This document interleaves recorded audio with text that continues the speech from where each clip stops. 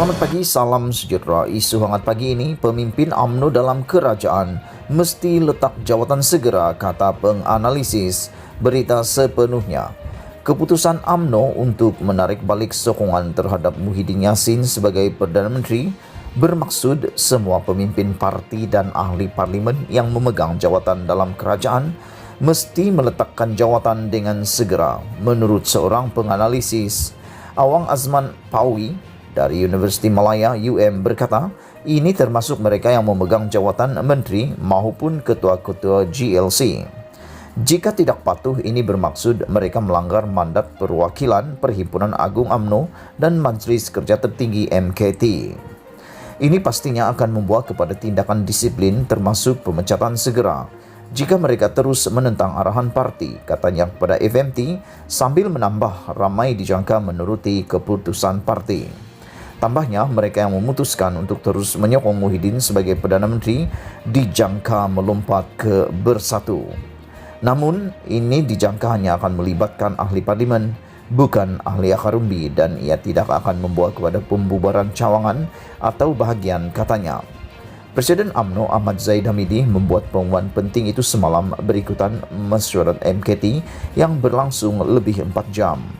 Keputusan itu juga dibuat hanya beberapa jam selepas Muhyiddin melantik naib Presiden UMNO Ismail Sabri Yaakob sebagai timbalan Perdana Menteri TPM dan Bendahari Agung Barisan Nasional BN Hishamuddin Hussein sebagai Menteri Kanan.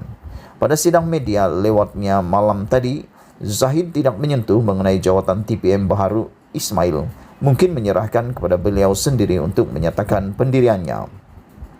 Oh Isun daripada Institut Hal Ehwal Antarabangsa Singapura berkata, sementara kerajaan pimpinan Perikatan Nasional BN secara rasmi telah kehilangan majoriti parlimennya, Zahid tidak memberikan arahan yang jelas mengenai langkah UMNO seterusnya.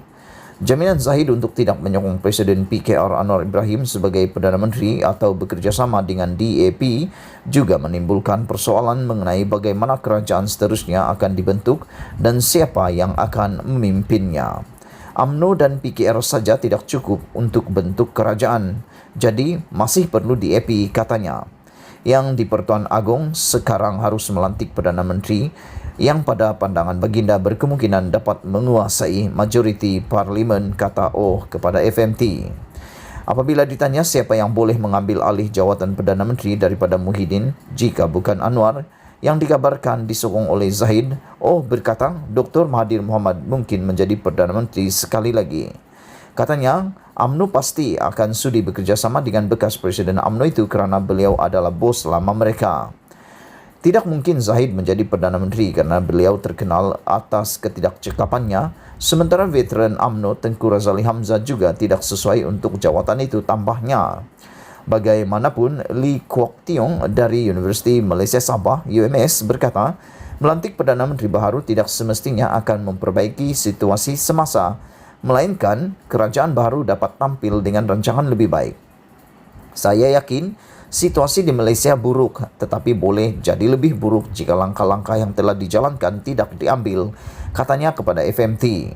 Sementara itu, Kamaruzaman Yusof daripada Universiti Utara Malaysia UM berkata, nasib kerajaan belum dapat ditentukan kerana Zahid tidak memperincikan bagaimana keputusan itu dicapai dan sama ada ia dipersetujui semua ahli parlimen. Sehingga majoriti ahli parlimen UMNO menandatangani akuan bersumpah bahawa mereka tidak lagi menyokong Muhyiddin, kita tidak boleh anggap beliau telah kehilangan sokongan majoriti di Dewan Rakyat, katanya.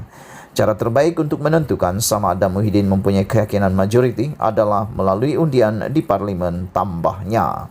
Berita dipetik dari FMT. Sekian isu hangat pagi ini. Jangan lupa tekan butang subscribe dan kita jumpa lagi. Bye-bye.